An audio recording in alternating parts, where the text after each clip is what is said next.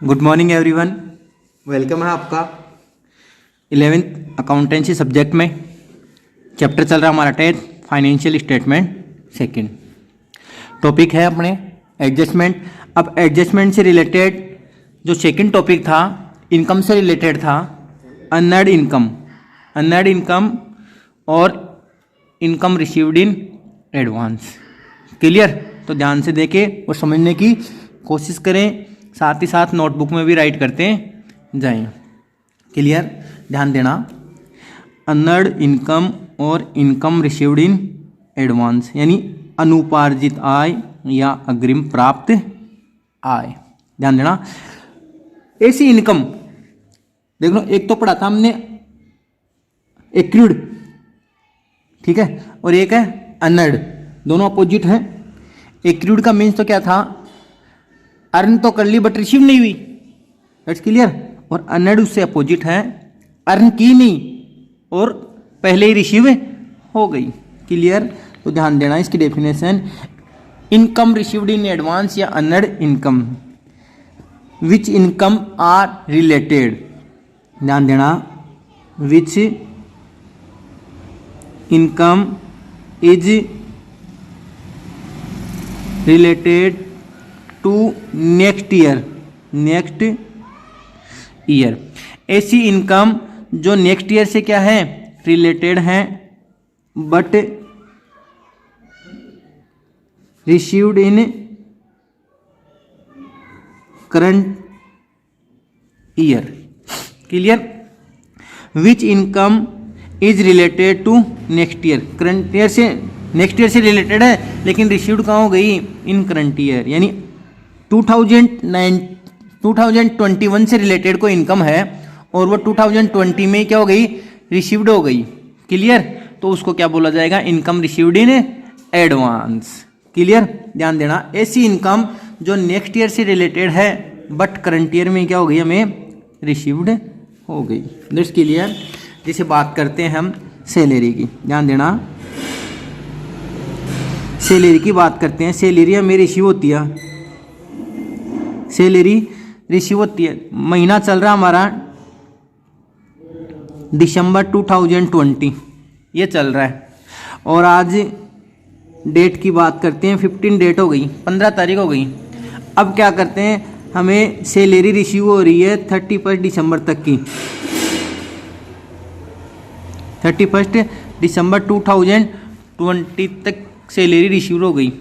तो जो next day थे, ध्यान देना, जो नेक्स्ट कितने डेज हैं, 15 डेज थे, ठीक है। इनकी हमें जो सैलरी आई है, जो रिसीव हुई है, वो क्या हो गई,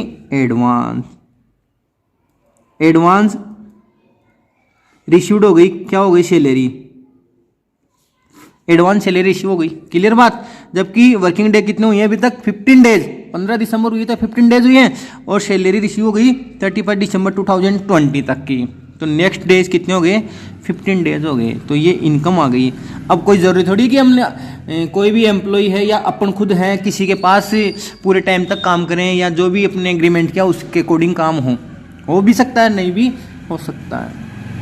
तो 16 तारीख से, कल से ही हम किसी जॉब से लेफ्ट हो रहे हैं तो वो हमें मिलेगी नहीं। तो ये जो 15 डेज की थी तो हमें वापस पेमेंट करनी पड़ेगी, यानी नेक्स्ट ईयर से रिलेटेड है। तो अब इसको देखो रिकॉर्ड कहाँ किया जाएगा, कैसे किया जाएगा, देखना। रिकॉर्डेड कहाँ किया जाएगा। अब ये एड होगी कि लेस होगी, ध्यान देना।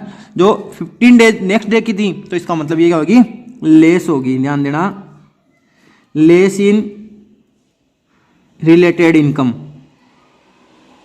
जो रिलेटेड इनकम है उसमें से क्या हो जाएगी, इसको लेस कर दिया जाएगा। क्लियर? अब इनकम कहाँ आएगी, प्रॉफिट एंड लॉस के क्रेडिट में आती है, of profit and loss account in credit side.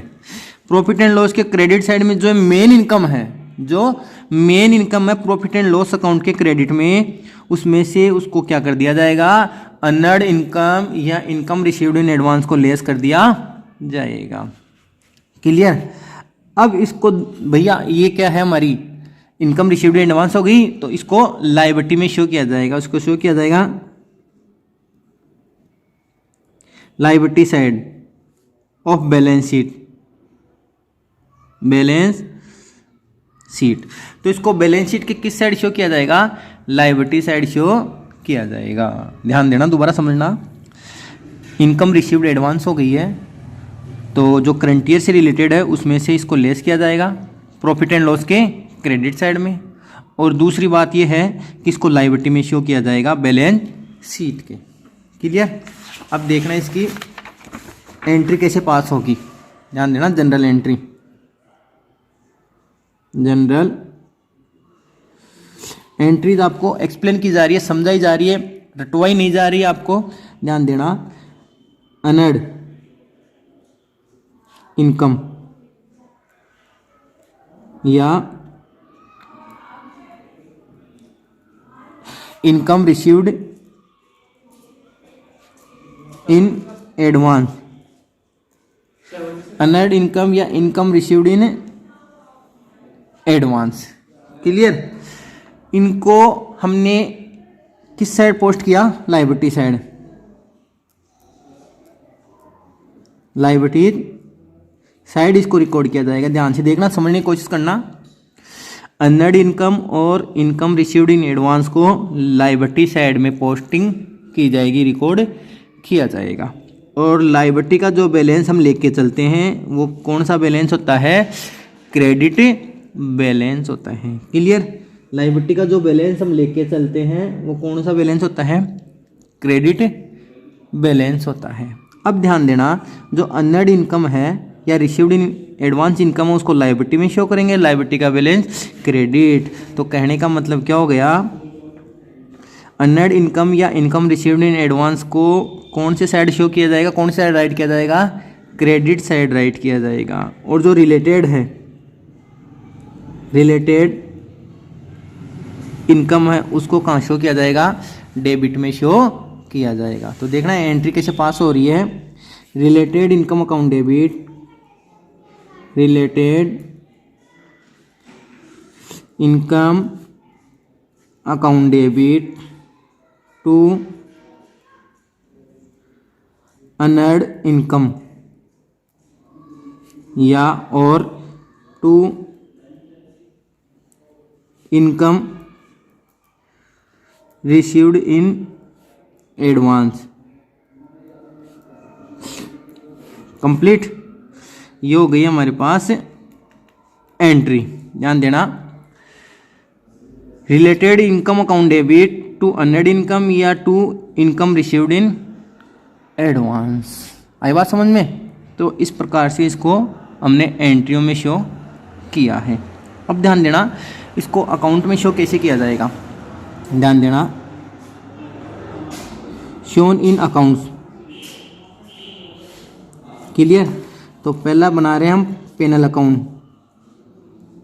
Profit and loss account for the ended year 31 March 2020। Clear? तो ध्यान देना, प्रॉफिट एंड लॉस का फॉर्मेट यहाँ पे मेंशन किया जाएगा और उस प्रॉफिट एंड लॉस का जो फॉर्मेट है उसमें ही अनर्ड इनकम को क्या किया जाएगा? लेस किया जाएगा। डेबिट साइड पार्टिकुलर्स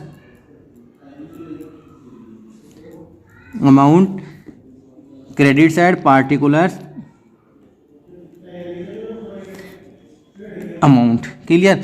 तो ध्यान देना, लेस किया जाएगा इनकम रिसीव्ड इन एडवांस को या एक्रूड इनकम को। रिलेटेड जो इनकम है, तो रिलेटेड इनकम हमारे पेनल के क्रेडिट में आती है, तो यह आएगा इनकम। कोई सी भी इनकम ले लेते हैं, जैसे मान लेते हैं हम मेन क्या हो गया हमारे पास यहाँ पे कमीशन है। क्लियर? मेन क्या हो गया? यहाँ पे कमीशन दे रखा है। अब इसमें से इसको लेस किया जाएगा।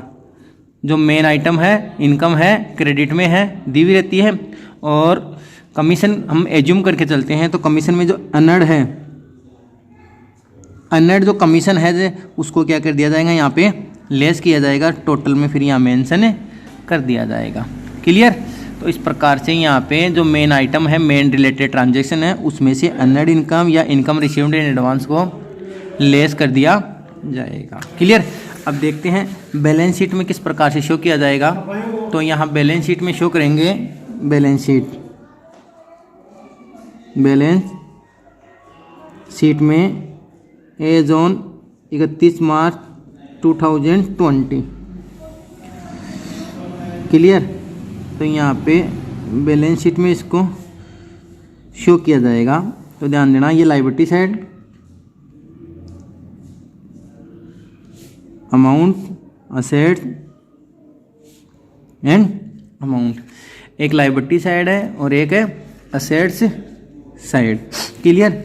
तो लायबिलिटी साइड में हम मेंशन करेंगे जो भी लायबिलिटी है, अनएड इनकम को लायबिलिटी मान के चले थे हम, तो लायबिलिटी में मेंशन किया जाएगा अनएड इनकम, जो भी थी ना, अनएड कमीशन था या अनएड इनकम, उसका नाम मेंशन कर दिया जाएगा, या इनकम रिसीव्ड इन एडवांस, जो भी नाम है, इनकम रिसीव्ड इन एडवांस, उसको लायबिलिटी साइड मेंशन कर दिया जाएगा। क्लियर। अब हम यहाँ पे एक एग्जांपल लेते हैं और एग्जांपल से यहाँ पे इसको सोल्व करने की कोशिश करते हैं। तो देखना, एक एग्जांपल मेंशन किया जा रहा है कि एग्जांपल क्या है, उस एग्जांपल को आप समझें। एग्जांपल ले रहे हैं, ध्यान देना, रेंट रिसीव्ड हो रहा है, रेंट रिसीव्ड इन एडवांस 7200 का, कितना, 7200 का ऑन अक्टूबर, और 2000 हो गया 14 फॉर 9 मंथ, कितने का, 9 मंथ का। अब ध्यान देना, हमारे जो अकाउंट क्लोजिंग हो रही है, अकाउंट क्लोज हो रहे हैं,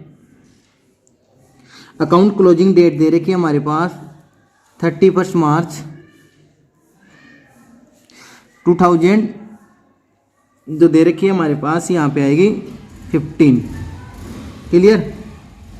और अक्टूबर टू मार्च का जो रेंट हो रहा है फॉर करंट ईयर। अब ध्यान देना, ये सिस्टम है, ये क्वेश्चन है हमारे पास, ध्यान देना, इस क्वेश्चन को वापस देखना। रेंट रिसीव्ड हुआ है एडवांस में 7200 का, अक्टूबर में, 9 महीने का आया है, कितने महीने का, 9 महीने का आया है हमारे पास, समझ गई बात। और अकाउंटिंग क्लोज हो रहा है 31 मार्च 2015। अब इसका सॉल्यूशन देखना और समझने की कोशिश करना, देखना सॉल्यूशन देखना। फर्स्ट ऑफ ऑल ये देखो, डेट कौन सी थी, अक्टूबर में रिसीव हुआ है, तो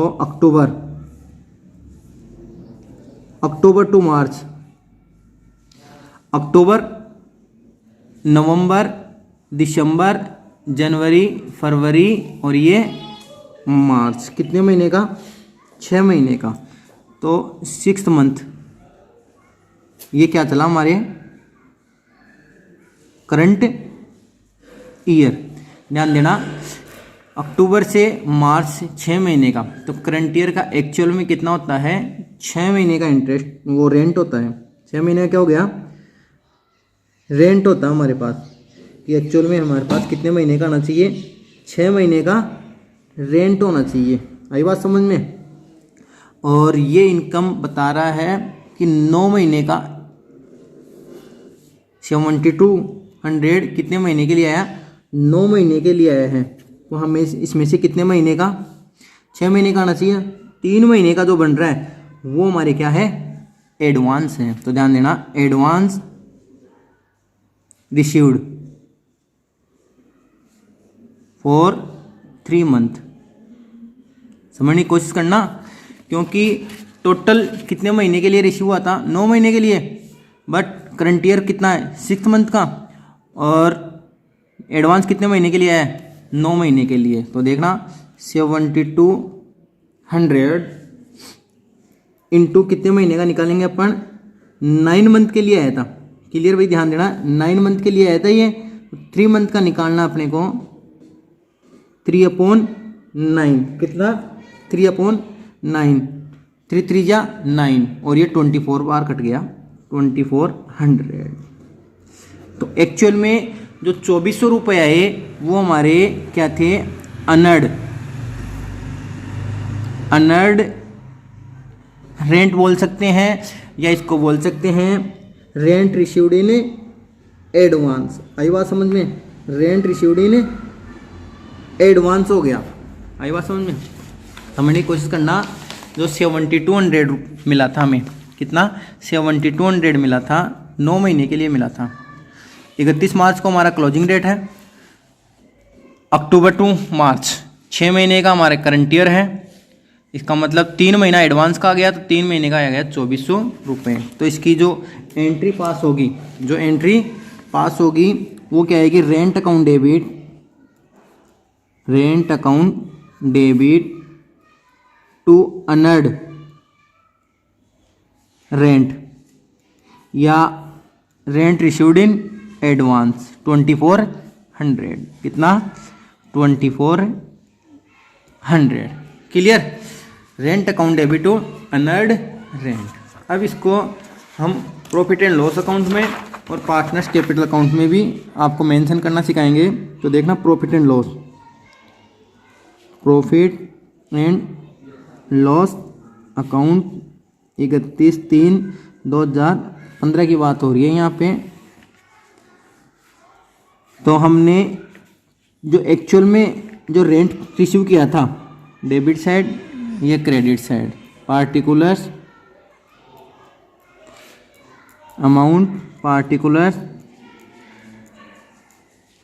एंड अमाउंट। क्लियर। अब एक्चुअल में ध्यान दो आप, जो हमने रेंट रिसीव किया था कितना, 7200 किया था, उसमें 24,000 3 मंथ का एडवांस था, तो उसको क्या कर दिया जाएगा, यहाँ पे लेस कर दिया जाएगा। तो ध्यान देना, यहाँ पे क्रेडिट में मेंशन किया जाता है हमारे पास रेंट के नाम से, क्या हो गया, रेंट आ गया 7200। क्लियर। और लेस किया जाएगा अनर्ड रेंट हो गया 24।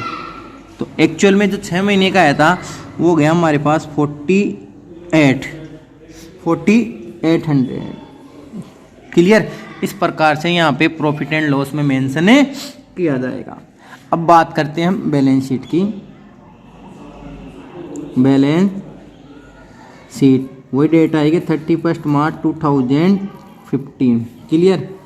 तो बैलेंस शीट में मेंशन कर रहे हैं, एक साइड लायबिलिटी आ जाएगी और एक साइड क्या आ जाएगी, असेट्स आ जाएगी। Liability, amount, assets and amounts. Clear. तो लायबिलिटी साइड हमें मेंशन करना पड़ेगा अनर्ड रेंट। और अनर्ड रेंट कितना था हमारे पास, 24। कितना था, 2400 का। तो यहाँ पे 2400 मेंशन कर दिया जाएगा। That clear. इस प्रकार से ये profit and loss account mention किया है। प्रॉफिट एंड लॉस ने किस प्रकार से होता है वो बात बताइए आपको, और साथ ही साथ बैलेंस शीट में किस प्रकार से शो किया जाता है।